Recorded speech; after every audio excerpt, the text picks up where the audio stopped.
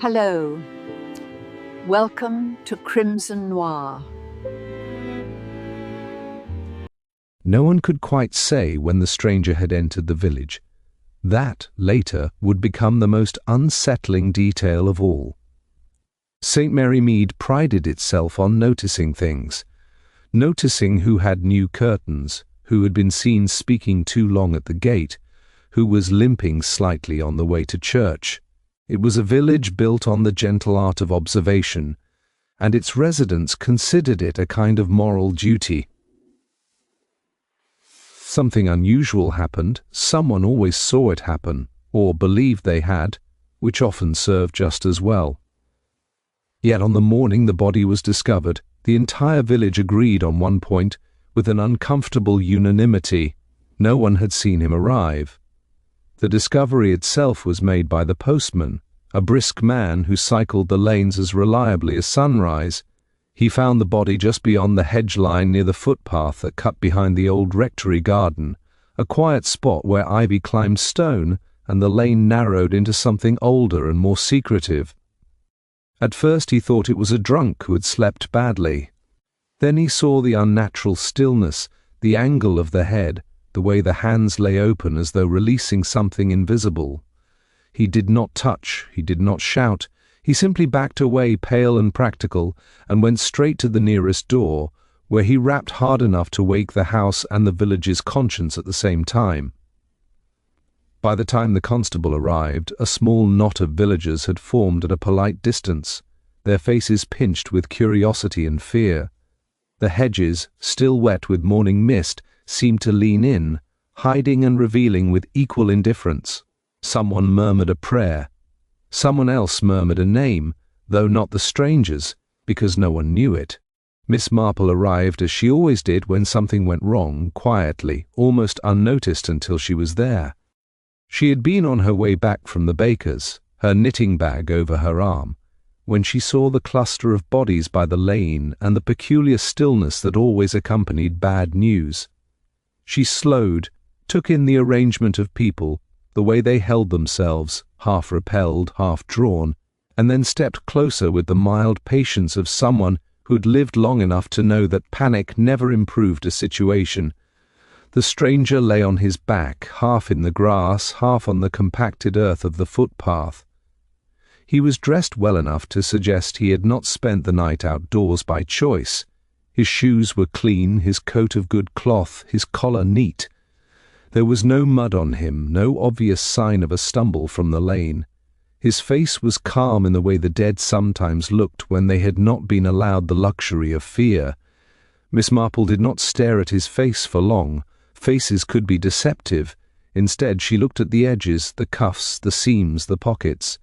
She looked at the ground beside him, at the faint depressions in the wet grass, at the way the dew had been disturbed in a short arc as though someone had knelt and then risen again.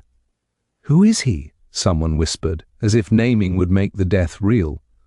"No one knows," said Mrs. Ellery from the post office, who had arrived with her coat thrown over her shoulders and her hair still in pins. "Not a soul. I'd remember a face like that." A man with a ruddy complexion snorted. "He must be from out of town." "And yet," another woman said sharply, "no one saw him on the train, no one saw him in the shop, no one saw him on the lane."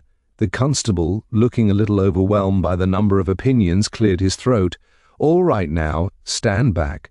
We've sent for the doctor and the police from Market Basing." The mention of Market Basing produced a slight tightening among the crowd. Outside authority always did. It suggested consequences rather than conversation. Miss Marple stood at the edge of the group, her expression mild, her eyes attentive. She listened as theories began to bloom with the speed of mushrooms in damp weather. He might have wandered in during the night. He could have come through the fields. But the dog would have barked. Whose dog? Any dog. The truth was, of course, that the village had plenty of dogs and plenty of barking, and nobody paid attention until afterward, when every bark became prophetic. The doctor arrived, breathless and apologetic, and confirmed what the posture already implied. "He's dead," he said quietly, and then, after a brief examination, his brows drew together. Not long, he added, and not naturally. The words fell like stones into water. Not naturally meant a hand, a choice, an intention. Someone gasped, someone else covered her mouth. The postman, who had been standing very still, turned abruptly and walked away, as if motion might keep him from being absorbed into the event. As the villagers murmured, Miss Marple noticed another small detail. Near the stranger's right hand, half caught in the wet grass, lay something pale and rectangular, paper folded once, damp at the edges. It was positioned oddly, not dropped as one might drop something accidentally, but placed as if someone had wanted it to be found. Miss Marple did not pick it up. She did not point. She simply looked at it, and then at the stranger's open palm, and then at the faint scuff mark on the path where a shoe had scraped and turned.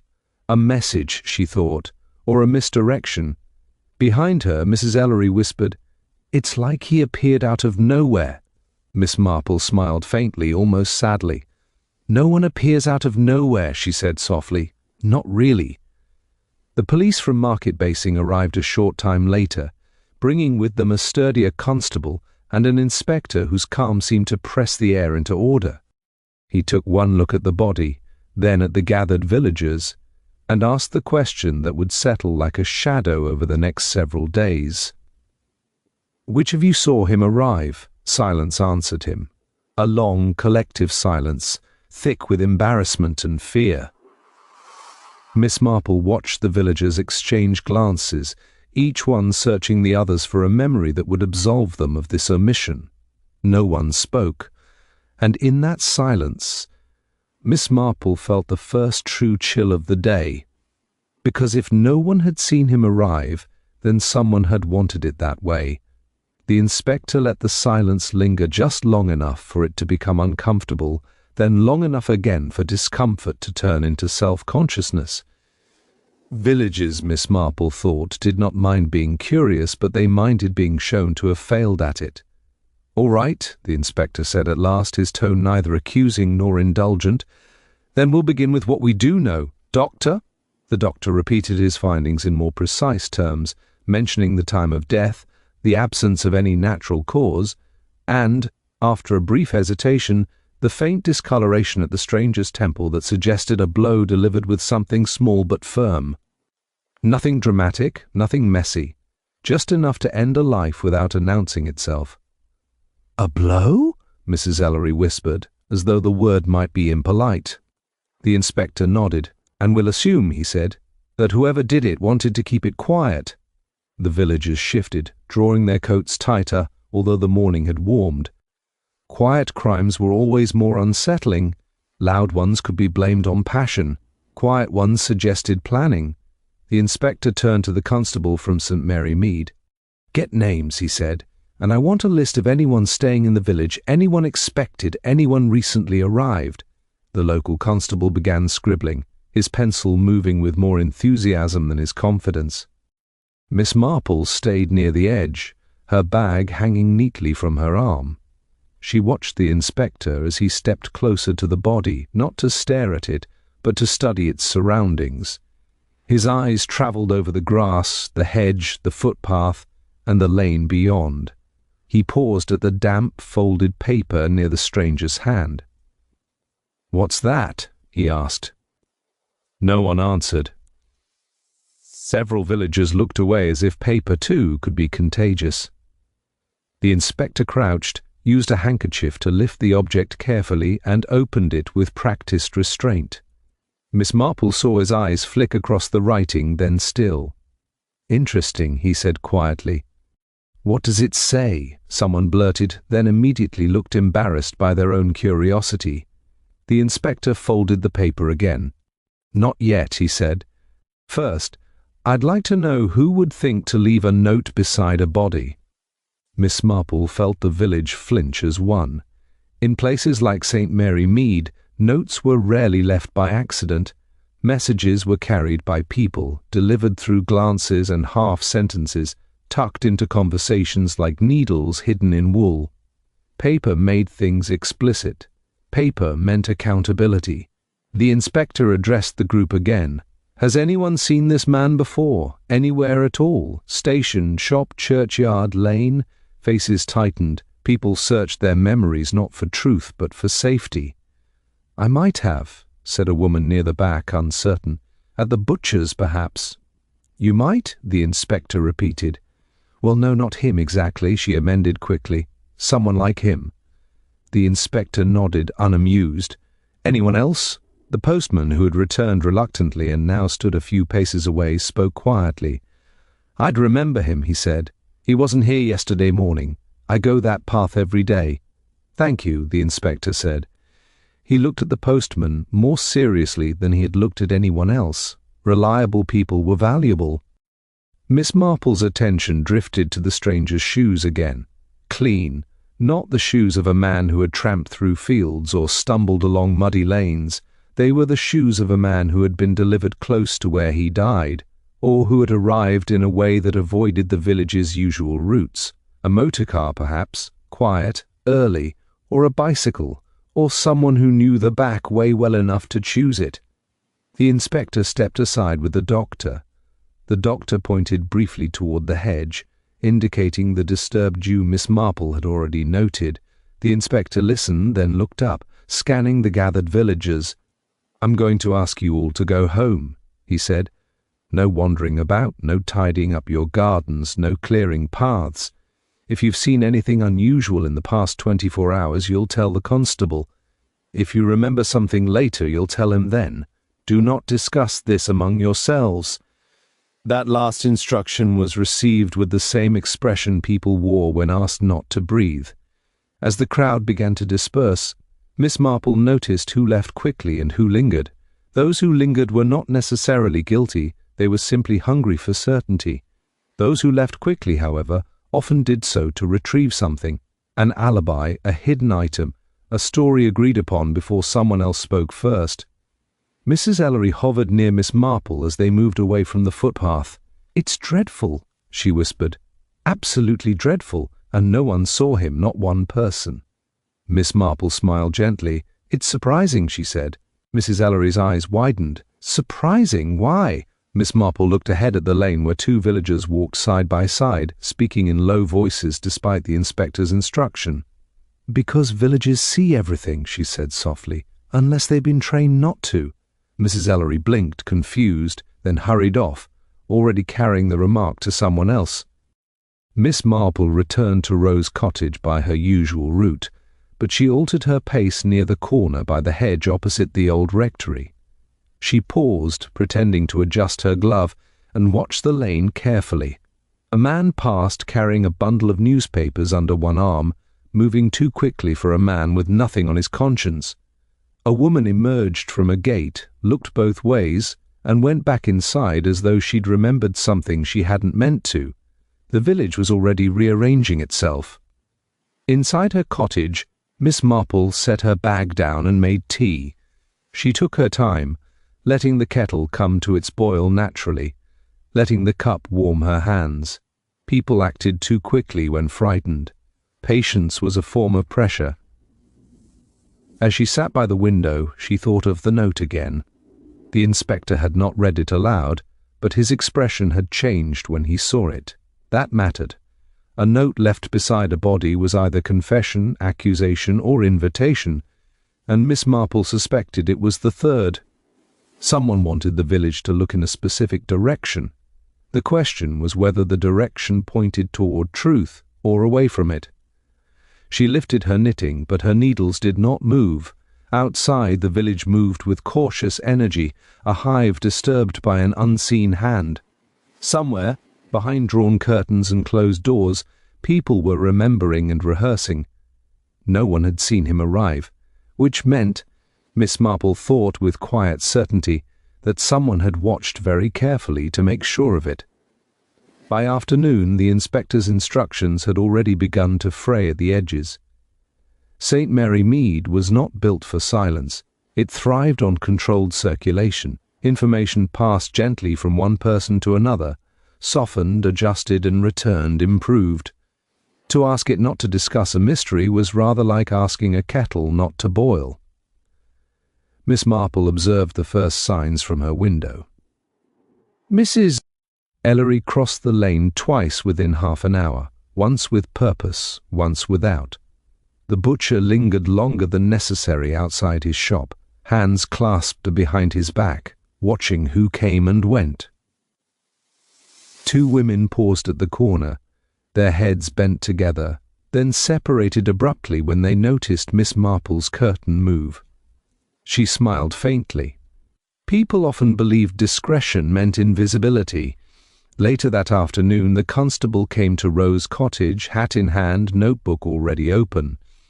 He was polite, earnest, and visibly relieved to be speaking to someone who did not overwhelm him with speculation.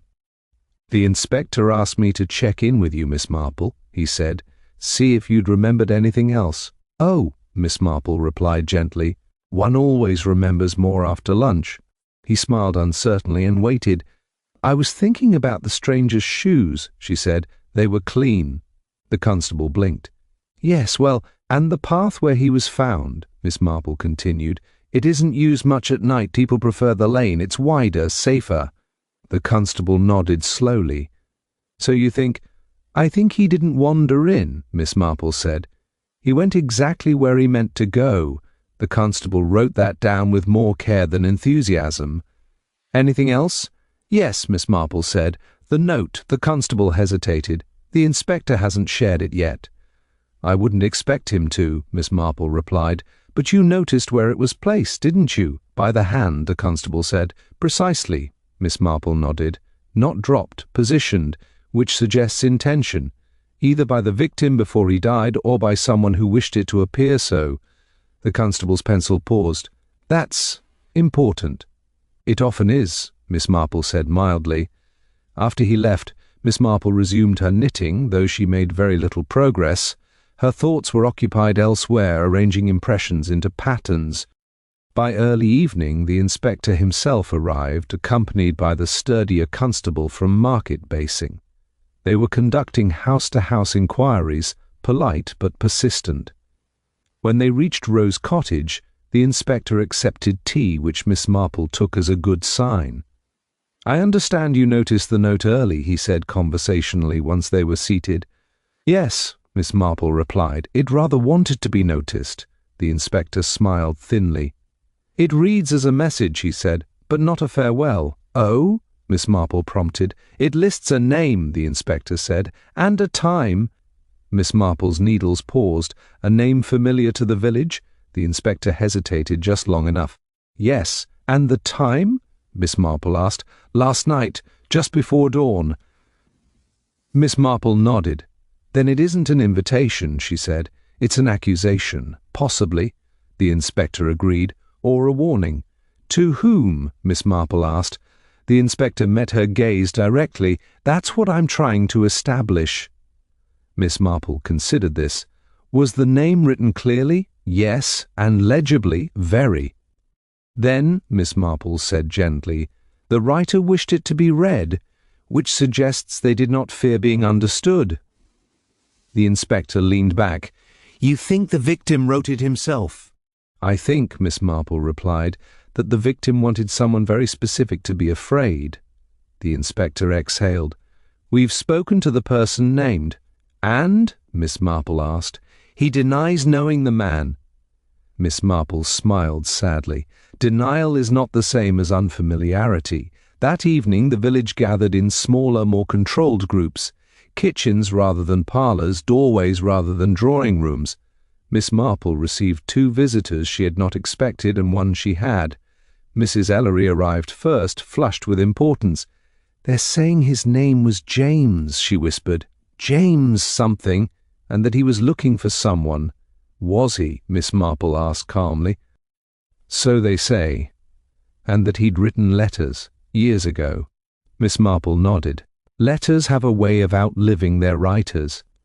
The second visitor was the vicar, who spoke gently and said very little, which Miss Marple found revealing. He asked no questions, but his eyes lingered on her face as though searching for permission to be relieved. The third visitor was a man Miss Marple had seen that morning hurrying along the lane. He stood awkwardly in her sitting room, hat twisting in his hands. "I don't want trouble," he said abruptly. "Very few people do," Miss Marple replied kindly. "I saw him," the man said, "last night. Please do not modify it." "But wait, where?" Miss Marple asked. "By the hedge, near the rectory path." "At what time?" "Late, very late." He kept looking at his watch. Miss Marple felt a small tightening of certainty. Was he alone? The man hesitated. "I thought so. Then I heard someone else. Quiet footsteps, familiar ones." "Did you see who it was?" Miss Marple asked gently. The man shook his head. "No, but I knew them." "Knew them how?" she pressed. The man swallowed. "By the way they walked." Miss Marple nodded. "That can be very distinctive." He left soon afterward, relieved to have spoken but not comforted. Miss Marple sat alone as dusk settled, her knitting forgotten in her lap. The picture was becoming clearer now. The stranger had not slipped into the village unnoticed by chance. He had been careful. He had chosen his moment and his place, and he had trusted that someone would come to him. The note, the timing, the clean shoes, the familiar footsteps, all pointed in the same direction, not toward a random act, but toward a meeting that was meant to happen. And meetings, Miss Marple reflected, were rarely one-sided. Somewhere in St. Mary Mead someone knew exactly why no one had seen him arrive, and they were already beginning to realize that they should have made sure no one saw him leave. Night settled heavily over St. Mary Mead, as though the village itself wished to press down upon its own thoughts. Lamps glowed behind curtains, and voices dropped to murmurs. What had begun as a mystery was already becoming something more uncomfortable, a mirror held too close. Miss Marple sat by her window, knitting slowly, her eyes lifting now and again to observe the lane. She did not expect further visitors, yet she was not surprised when footsteps paused outside her gate. People often sought reassurance when certainty began to fail them. This time it was the woman who lived nearest the rectory, a capable sort who prided herself on efficiency and discretion in equal measure. She entered Rose Cottage with visible reluctance, as though crossing the threshold required admitting something she had not yet articulated. "I'm not here to gossip," the woman said at once, sitting stiffly. "Of course not," Miss Marple replied gently. "Gossip is what happens after people leave." The woman gave a strained smile. "I only wanted to say the inspector asked me about last night." "Yes," Miss Marple said. "He has been asking many people. And I told him the truth," the woman continued quickly, "that I heard nothing, saw nothing." Miss Marple's needles clicked softly. "That may be true," she said. The woman frowned. "You don't sound convinced." Miss Marple looked up kindly. "Truth has many shapes," she said. "Sometimes it is what we notice. Sometimes it is what we overlook." The woman's hands tightened around her gloves. "You think we're all hiding something?" "I think," Miss Marple replied, "that villagers are very good at deciding what is worth seeing." The woman stood abruptly. "Good night," she said, and left without another word. Miss Marple watched her go, her expression thoughtful. People rarely defended themselves unless they felt accused, and accusations, she reflected, were often internal, long before they were spoken aloud. The following morning brought a new energy to the investigation. The inspector returned early, this time accompanied by 2 additional officers. Their presence was unobtrusive but unmistakable, and it sent a subtle signal through the village. This matter would not resolve itself quietly. Miss Marple encountered the inspector near the post office. He greeted her with a nod, then gestured for her to walk with him a short distance. "We've confirmed the name on the note," he said. "It belongs to a man who lives here." "Yes," Miss Marple replied. "I suspected as much. He claims never to have met the victim," the inspector continued, "but the victim wrote otherwise." Miss Marple considered this. "Writing has a way of being more honest than speech," she said. "It does not benefit from interruption." The inspector smiled thinly. "You believe the note was meant to be found?" "Undoubtedly," Miss Marple said. "If it were meant to remain secret, it would have been concealed or destroyed." "And if the victim wrote it?" the inspector asked. "Then he believed," Miss Marple replied, "that even in death he could still direct events." The inspector stopped walking. "You think he anticipated his own death?" "I think," Miss Marple said gently, "that he anticipated confrontation, and that he was confident of its outcome." "Confident men are dangerous," the inspector murmured. "Yes," Miss Marple agreed, "particularly to themselves." As the day progressed, the inspector began narrowing his focus. Certain villagers were questioned more than once. Others were quietly set aside. Miss Marple noticed how quickly patterns emerged when the same questions were asked in slightly different ways. One man, when asked where he had been the previous night, gave 3 answers that were all true and none complete. Another woman insisted she had been asleep, yet could describe the sound of footsteps outside her window with unsettling precision. Miss Marple watched, listened, and waited. By mid-afternoon, the inspector returned to Rose Cottage unannounced. This time he declined tea. "We've established that the victim had been corresponding with someone here," he said. "Letters going back several years." Miss Marple nodded. "That would explain his confidence." "Yes," the inspector said, "and his timing." He hesitated, then added, "The correspondence suggests a dispute, financial in nature, one that was unresolved." Miss Marple's needles paused. "Money," she said softly, "has an unfortunate way of entangling pride." "And fear," the inspector added. "Fear most of all," Miss Marple agreed. "The person named in the note admits now that he received those letters," the inspector said, "but claims they were meaningless. Old grievances." Miss Marple smiled faintly. "Grievances rarely age as gracefully as we hope." The inspector leaned forward slightly. "You believe this was not a spontaneous act?" "I believe," Miss Marple replied, "that it was the end of a very long conversation." That evening, as the inspector continued his inquiries elsewhere, Miss Marple took a short walk toward the rectory path. She moved slowly, leaning on her umbrella as though for support, and paused at the hedge where the body had been found. The ground bore little trace now. Footprints had blurred, grass sprung back, dew settled anew. Yet Miss Marple could still picture the scene clearly, the man waiting, checking his watch, listening for familiar footsteps, the quiet certainty that someone would come.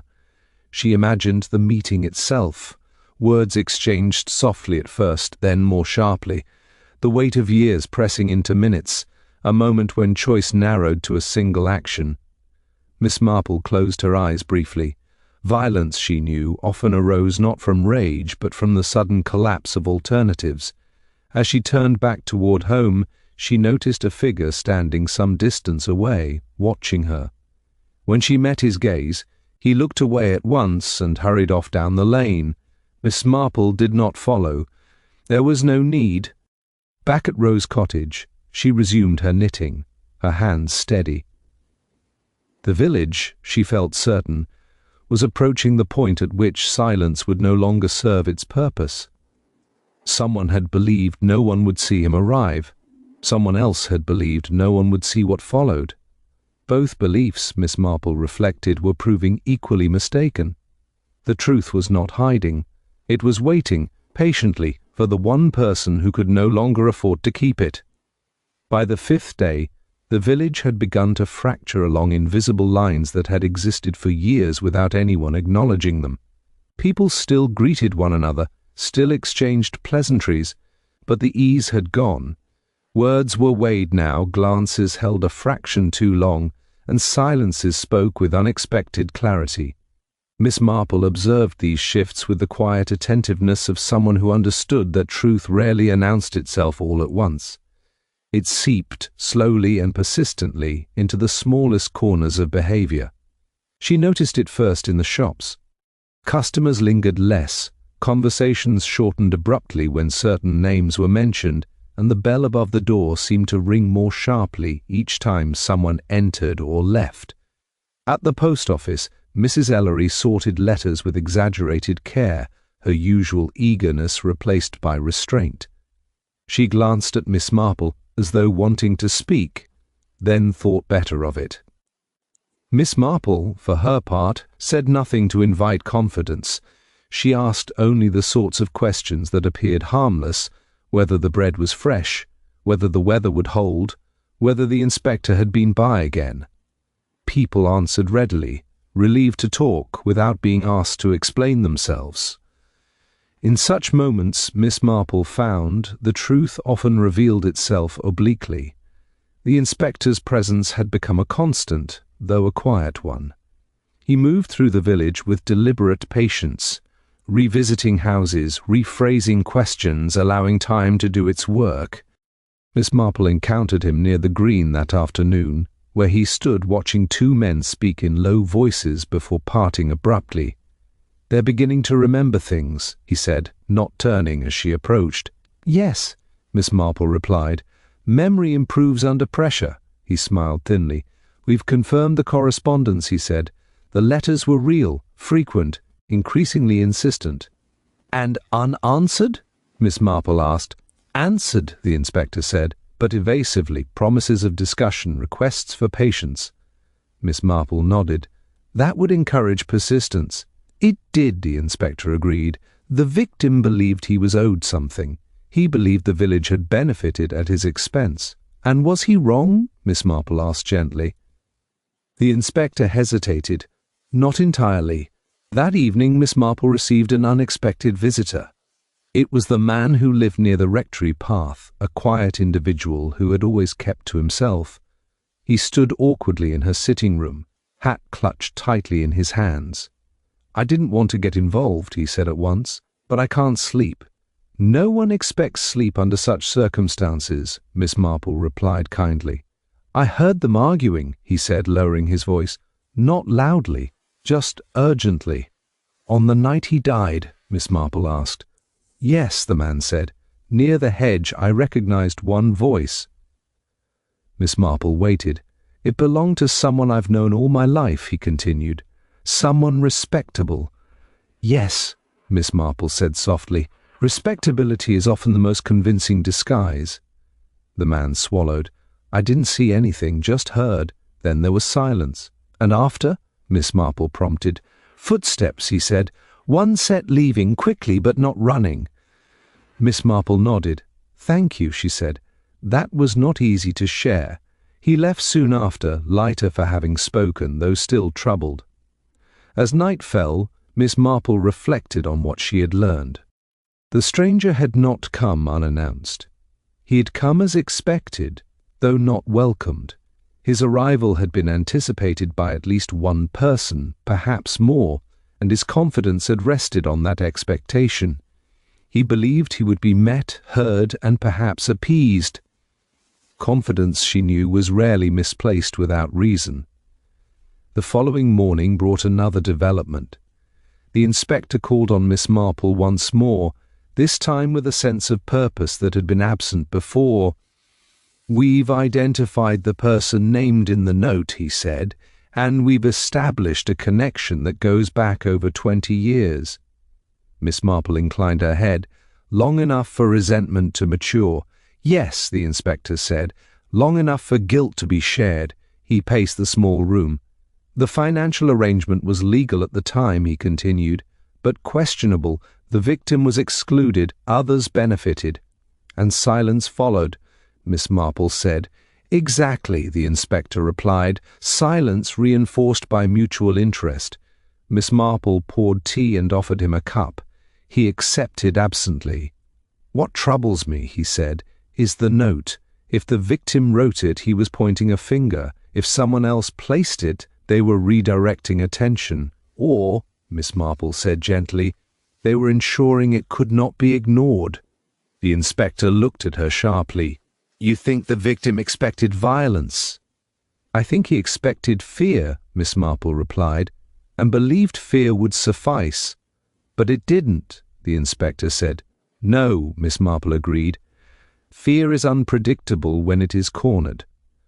That afternoon Miss Marple took her usual walk, choosing the longer route that passed the rectory path. She paused briefly at the hedge, noting how thoroughly the ground had been disturbed and restored. Nature, she reflected, was very good at concealment, but human memory was not. As she turned back, she saw two figures ahead of her, walking together and speaking in low tones. When they noticed her, They separated at once, one quickening his pace, the other turning away entirely. Miss Marple did not smile. Separation under observation was rarely accidental. By evening the village felt taut, as though waiting for something to snap. Conversations faltered, doors closed earlier, and lights burned later than usual. Miss Marple sat by her window, her knitting idle, listening to the subtle sounds of movement and pause that defined village life. She was certain now that the truth lay not in a single dramatic act, but in a shared understanding that had been maintained for years. The stranger's arrival had threatened that understanding, and someone had acted to preserve it. The question that remained was not who had struck the blow. It was who had believed, even for a moment, that the blow was necessary. Miss Marple folded her hands and waited. She had learned long ago that when pressure was applied evenly, the weakest point always revealed itself. And in St. Mary Mead, that moment was very near. By the 6th day, tension in the village had reached a point where it could no longer disguise itself as concern. It manifested instead in irritation. People snapped at one another over trivial matters, corrected each other unnecessarily, and took offence where none had been intended. Miss Marple noticed it everywhere she went, from the sharp exchange at the baker's counter to the way two neighbours avoided one another entirely rather than risk conversation.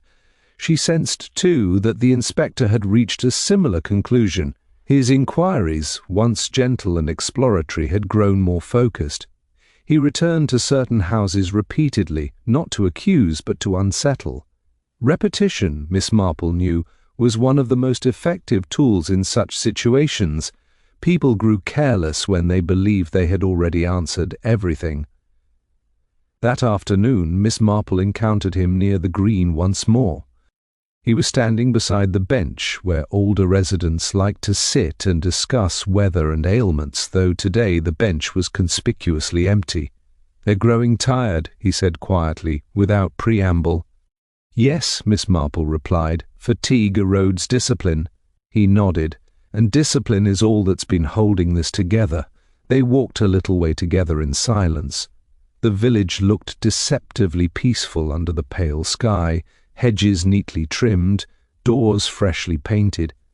Appearances, Miss Marple reflected, were always the last refuge. "I'd like your opinion," the inspector said at last, "off the record."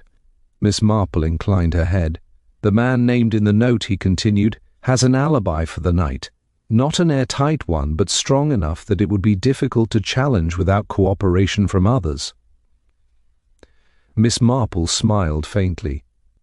"Cooperation," she said, "is often withheld not to protect the guilty, but to protect the arrangement."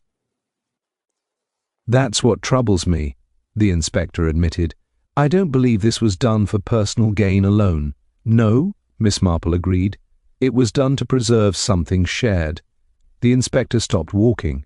"You think more than one person knows exactly what happened?"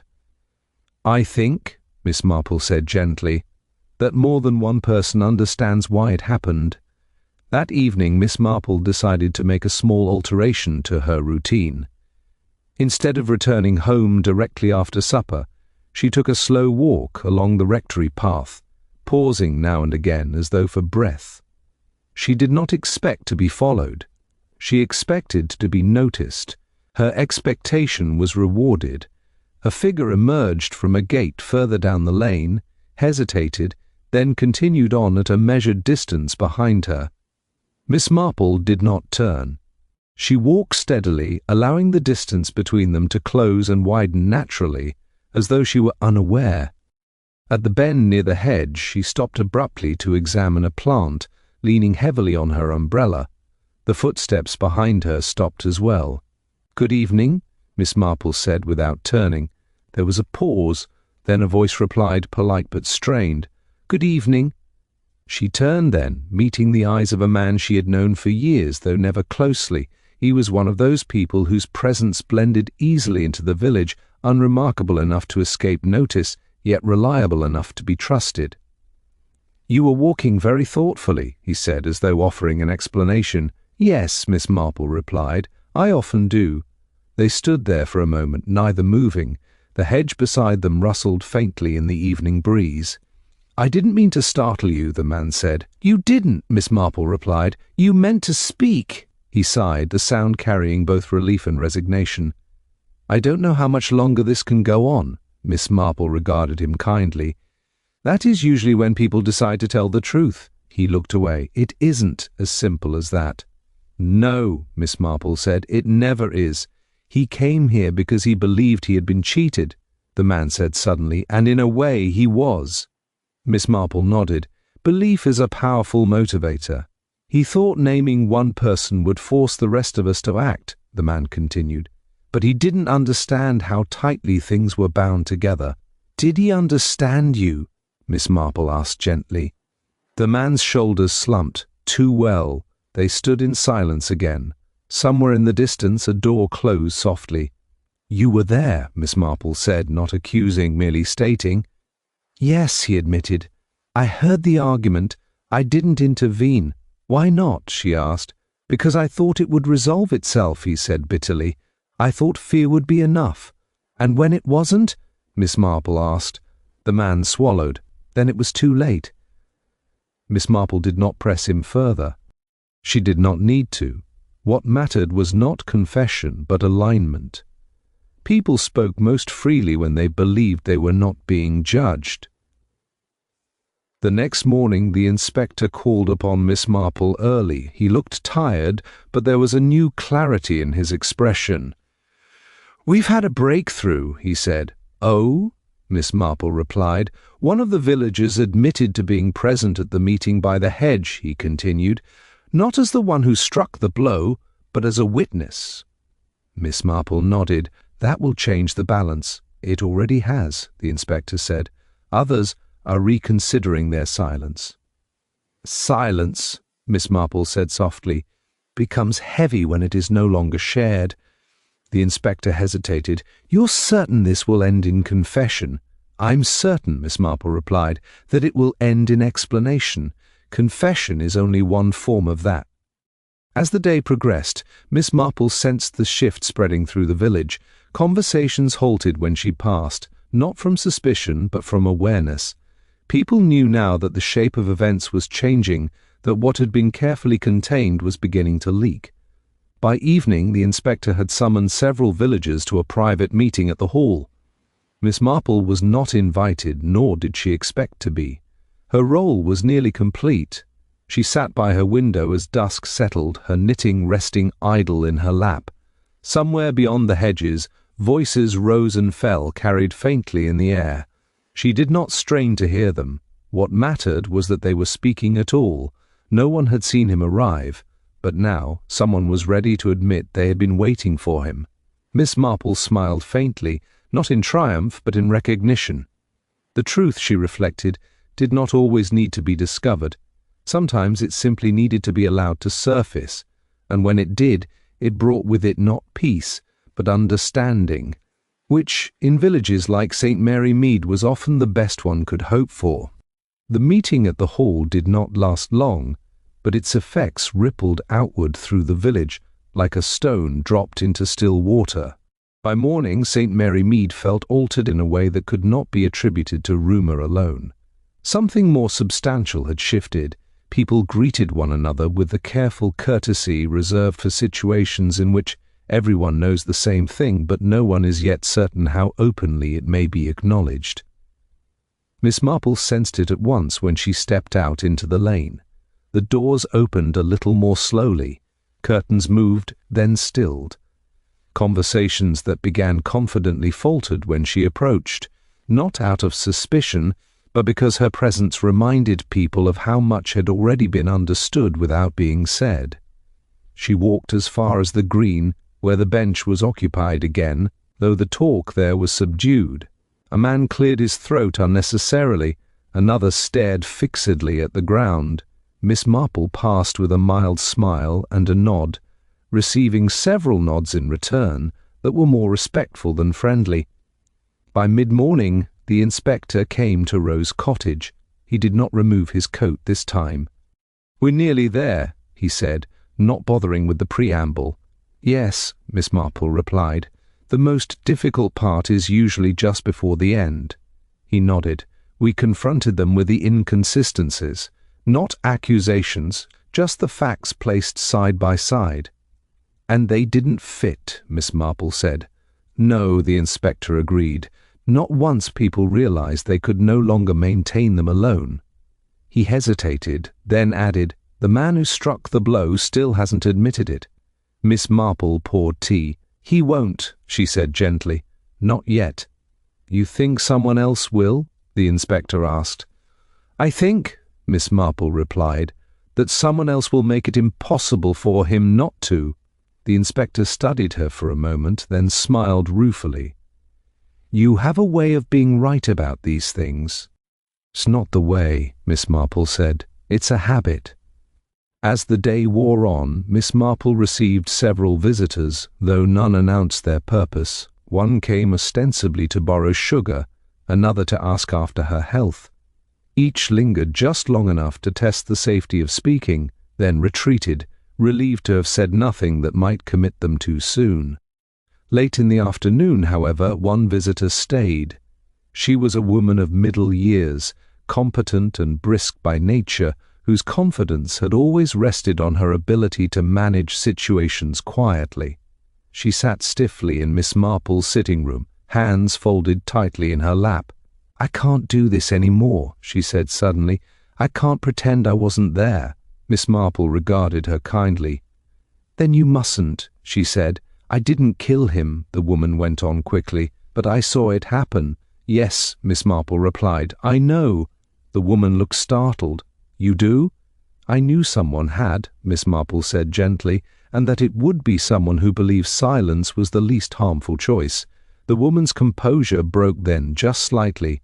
He wasn't supposed to die, she said. It was meant to frighten him, to make him leave. And when he didn't? Miss Marple asked. The woman closed her eyes. Then it happened too fast. She described the meeting in halting phrases. The victim's confidence, his insistence that time was running out. The way he glanced at his watch, as though the hour itself were an ally. She spoke of raised voices, of the sudden movement, of the dull sound that followed. I froze, she whispered. I should have screamed, or run, or done something. And instead, Miss Marple said softly, You watched. Yes, the woman said, and then I helped him leave. Not the village, Miss Marple said. The truth. The woman nodded miserably. You will speak to the inspector, Miss Marple said, not as a question. Yes, the woman replied, I have to. When she left, the air in the room seemed lighter, though Miss Marple felt no sense of relief. Confession was never a clean act. It carried consequences, not just for the speaker, but for everyone who had benefited from the silence. The inspector returned before evening. He listened without interruption as Miss Marple relayed what had been said, careful not to add interpretation. That will be enough, he said quietly when she finished. Once one speaks, others follow. And the man? Miss Marple asked. The inspector exhaled. He knows now. He hasn't been accused, but he understands that the shape of the truth has been set. Miss Marple nodded. Understanding precedes admission. As dusk settled, the inspector summoned those most closely involved to the house near the rectory. Miss Marple did not attend. She did not need to. The work she had done was not the kind that benefited from witnesses. She sat by her window instead, watching the lane darken, listening to the muffled sounds of movement beyond the hedges. Voices rose briefly, then fell. A door closed. Another opened. Time passed. At last, footsteps approached, then stopped. Miss Marple did not look up when the knock came. The inspector stood on her doorstep, his face grave but resolved. He's admitted it, he said. Not everything, but enough. Miss Marple inclined her head. That will do, he said. The inspector continued, that he felt cornered. That once the victim mentioned midnight, he believed everything would unravel. Yes, Miss Marple said. Deadlines have a way of provoking rashness. He claimed he didn't intend to kill him. No one ever does, Miss Marple replied. Intention is rarely consulted in moments of fear. The inspector paused. You were right about the note. The victim wrote it. He wanted to force action. And he succeeded, Miss Marple said softly. Just not in the way he imagined. The inspector looked back toward the darkened village. What happens now? Now, Miss Marple replied, the village will tell itself a story that allows it to go on living. It will not be entirely true, but it will be close enough to serve. He nodded. And you? Miss Marple smiled faintly. I shall return to my knitting. When the inspector left, Miss Marple closed the door gently and returned to her chair. Outside, the village breathed again, cautiously, as though testing the air after a storm. No one had seen him arrive, but now, at last, everyone knows exactly why. The confession did not bring relief so much as it brought a different quality of quiet. It was no longer the brittle silence of avoidance, but a heavier, more deliberate stillness, as though the village were holding something fragile and uncertain how to set it down without breaking it. By morning the news had travelled everywhere without seeming to move at all. No one spoke of it directly, yet everyone adjusted their behaviour in response. Doors opened later, voices dropped instinctively, people avoided the rectory path altogether, choosing longer routes rather than risk the discomfort of memory. St. Mary Mead had absorbed the truth, and like most villages, it did so through subtle shifts rather than declarations. Miss Marple observed these changes from her window. She noticed how the baker hesitated before offering his usual greeting, how Mrs. Ellery rearranged the same stack of envelopes 3 times without sorting them, how 2 men who had once shared easy conversation now passed one another with stiff politeness. The knowledge had not made them cruel, but it had made them cautious. Late in the morning, the inspector returned to Rose Cottage, this time removing his coat and accepting tea. His face bore the marks of a man who had slept poorly but arrived at clarity nonetheless. It's finished, he said quietly, at least as far as we're concerned. Yes, Miss Marple replied. The village will take longer. He nodded. The witness has given a full statement.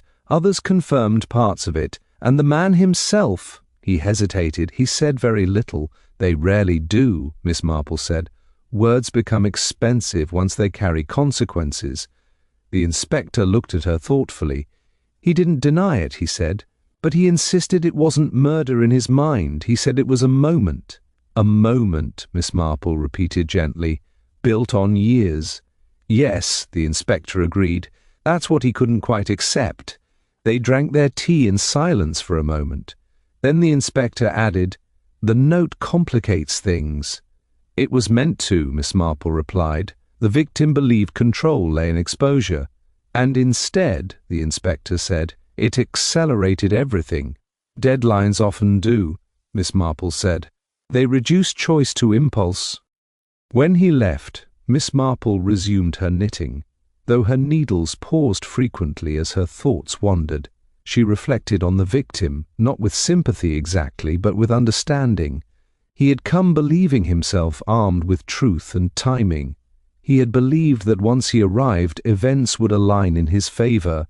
What he had not understood was how fear behaved when cornered. Fear did not negotiate, it reacted. That afternoon, Miss Marple took a slow walk through the village. People greeted her with an unfamiliar attentiveness, as though she were now associated with the truth itself, and therefore something to be approached carefully. She accepted their greetings kindly, offering nothing that might invite confession or absolution. Near the green she encountered the woman who had witnessed the act. The woman stopped short when she saw Miss Marple, then gathered herself and approached. "I've told them everything," she said quietly. "Yes," Miss Marple replied. "That was brave." The woman shook her head. "It was necessary." Miss Marple smiled faintly. "That is usually what bravery turns out to be." They walked together for a short distance, neither speaking. At last the woman said, "Do you think we're terrible people?" Miss Marple considered this. "I think," she said slowly, that people are often capable of terrible things without being entirely terrible themselves. The danger lies in believing the distinction excuses the act. The woman nodded, tears welling but not falling. "I wish I'd spoken sooner." "Yes," Miss Marple agreed gently. "Many people do." As evening fell, the village prepared itself for another night. Lights appeared behind curtains, fires were stoked, the clock at the house near the rectory chimed the hour with unremarkable precision. Time, Miss Marple reflected, had resumed its ordinary authority now that it was no longer being used as leverage. She returned home and sat by the window, watching the lane empty. Somewhere, a door closed firmly, as though to mark a decision finally made. Somewhere else, a window remained lit longer than usual, its occupant perhaps unwilling to sit alone with their thoughts just yet. Miss Marple felt no satisfaction in the outcome. Satisfaction suggested enjoyment, and there had been none. Instead, she felt the quiet recognition that another familiar pattern had run its course. Silence had been mistaken for safety, fear had been mistaken for necessity, and in the end, both had failed. No one had seen him arrive, but now everyone knew why his arrival had mattered. Miss Marple laid her knitting aside and rose to draw the curtains. Tomorrow the village would begin the slow work of explaining the past to itself in a way that allowed it to continue. Some truths would be softened, others would be remembered only in fragments. But the central fact would remain, altering decisions in ways no one would ever openly acknowledge. That was how villages survived. She turned out the lamp and went to bed, her mind calm. The final reckoning, she knew, was approaching, not in the form of accusation or punishment, but in acceptance. And acceptance, though quieter than justice, was often the more enduring force. In the days that followed, St. Mary Mead began the careful process of returning to itself, though it did so with an unfamiliar awareness, like a person moving after a long illness. The rhythm was there, but altered.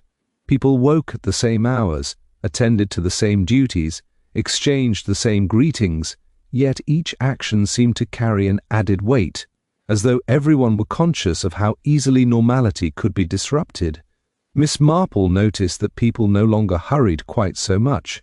They paused more often at gates, lingered at shop counters, and allowed silences to exist without rushing to fill them. It was not kindness exactly, nor guilt, but caution born of recognition. The village had learned something about itself, and learning, she reflected, always slowed people down. The woman who had witnessed the act remained largely indoors. When she did appear, she walked with a new humility, her eyes lowered, her voice quieter. No one openly shunned her, but no one rushed to her side either. The village did not punish her, it simply recalibrated its distance. Miss Marple understood this instinctively. Communities were adept at enforcing consequences without naming them. The man who had struck the blow was moved away with little ceremony. His absence left a peculiar gap, not because he had been beloved, but because he had been familiar. Familiarity, Miss Marple knew, often masqueraded as trust. People avoided his empty house, crossing the road rather than pass it closely, as though proximity might invite uncomfortable reflection. The inspector returned briefly to finalize matters, his presence now less disruptive. He spoke to Miss Marple one last time before leaving, standing with her at the gate of Rose Cottage. "They'll manage," he said, glancing back toward the clustered rooftops. "Villages always do." "Yes," Miss Marple replied. "They are remarkably resilient." He hesitated. "Do you think they'll remember?" Miss Marple smiled faintly. "They'll remember what they need to, and forget what they cannot bear. Both are necessary." After he left, Miss Marple resumed her routines with deliberate normality.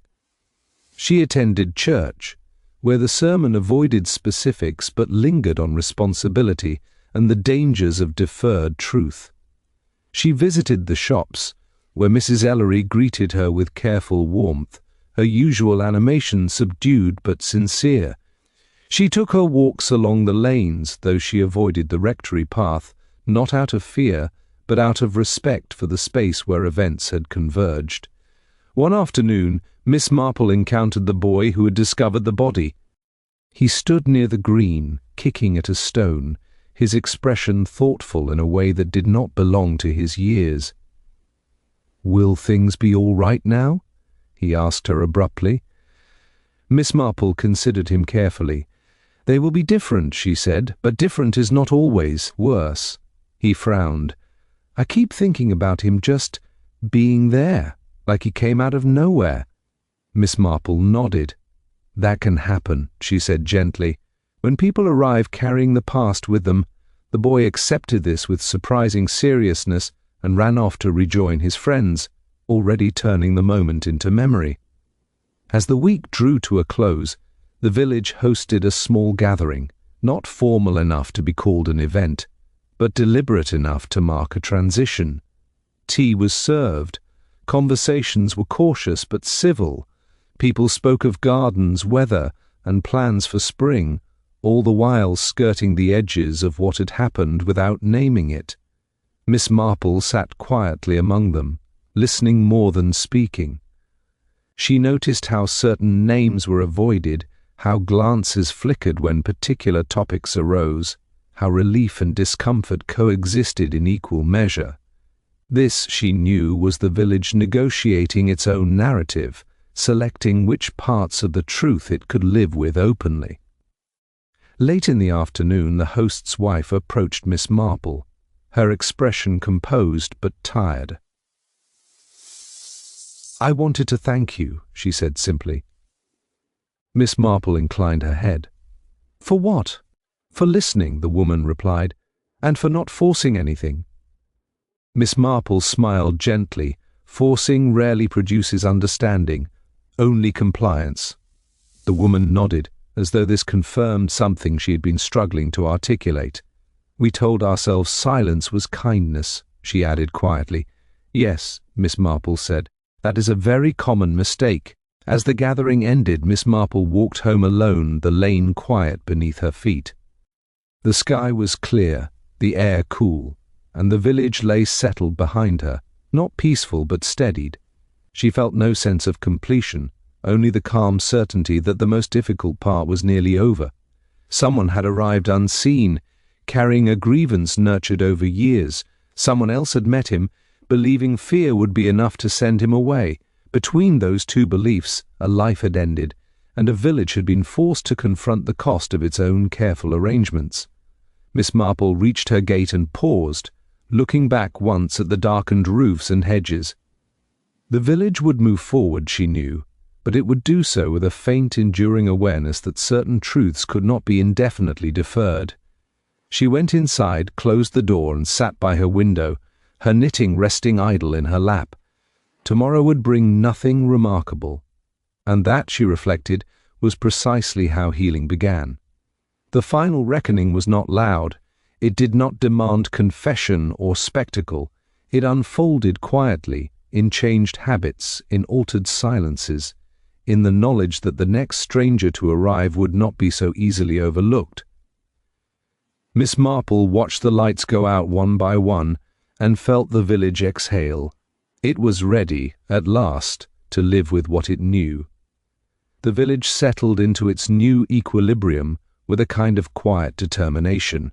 There were no declarations of closure, no moment that signaled the end beyond the simple fact that people began, once again, to plan ahead. Gardens were discussed. Repairs postponed during the unsettled days were finally undertaken.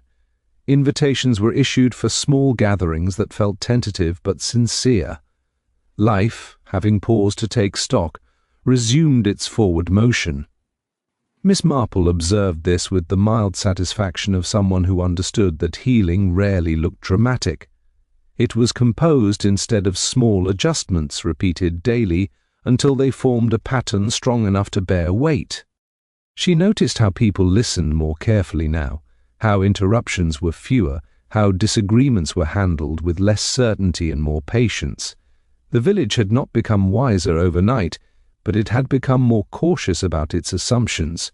The rectory path was reopened, though few used it at first. When they did, it was with a deliberate step, as though acknowledging the memory without allowing it to dominate. Children returned to it sooner than adults, their games gradually reclaiming the space. Miss Marple found this reassuring. Children had a way of marking recovery more honestly than any formal gesture. The man who had died was spoken of rarely, and when he was, it was without malice or sympathy. He became, instead, a reference point, a reminder invoked briefly and then set aside. His arrival, once the village's greatest mystery, faded into something quieter and more instructive. People remembered not how he came, but why his presence had unsettled them so deeply. Miss Marple reflected often on that distinction. One afternoon, as she sat by her window knitting, she heard footsteps pause at her gate. The host's wife stood there, older somehow than she had weeks before, though steadier as well. She came in, accepted tea, and sat for a moment in silence. "I wanted to tell you," she said at last, "that we've decided to speak more openly, not about everything, but about enough." Miss Marple nodded. "That is usually sufficient. We won't pretend it never happened," the woman continued, "but we won't let it define us either. That," Miss Marple said gently, "is the balance most people seek." The woman smiled faintly, grateful not to be corrected. She left soon after, her step lighter than when she had arrived. As days turned into weeks, the inspector's presence faded entirely. Letters arrived, formal and final, confirming what everyone already knew. The case was closed in the official sense, though Miss Marple knew that such closures were always partial. Courts resolved actions, communities resolved meanings. St. Mary Mead resolved this one quietly. Miss Marple resumed her full routine, attending to her knitting with renewed attention, walking the lanes at her accustomed hour, listening without prompting. People spoke more freely in her presence now, not because they feared her, but because they trusted her not to rush them toward conclusions. She had become, in her own unobtrusive way, a fixed point of reference, a reminder that observation did not have to be intrusive to be exacting. One evening, as the village prepared for sleep, Miss Marple paused by her window and listened to the familiar sounds settling into place. A door closed, a laugh drifted briefly, then faded. Somewhere a clock chimed the hour, steady and unconcerned. Time, she reflected, had reclaimed its ordinary authority. It no longer pressed, no longer threatened to transform moments into ultimatums. Midnight passed without incident, as it was meant to. No one saw him arrive. That phrase, once charged with fear and suspicion, now carried a different weight. It had become a lesson rather than an accusation.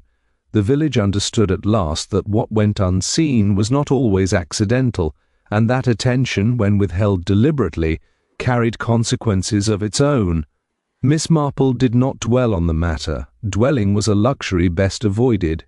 Instead, she acknowledged it as one acknowledged a familiar truth, calmly, without judgment and without illusion. She extinguished the lamp and prepared for bed, her movements unhurried. Tomorrow would bring nothing remarkable. The baker would open his shop, the post would be delivered. Someone would pause at a gate and decide this time to speak. That, Miss Marple thought, was how change endured.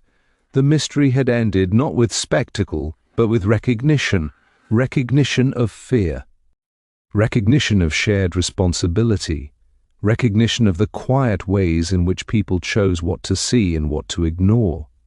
As she lay down, Miss Marple felt no sense of triumph, only the steady assurance that another familiar pattern had reached its natural conclusion. A stranger had arrived carrying the weight of the past. A village had tried, briefly, to deny it, and in the end, denial had proven more dangerous than acknowledgment. The village slept, not innocent, but aware. And awareness, Miss Marple knew, was often the most lasting resolution of all.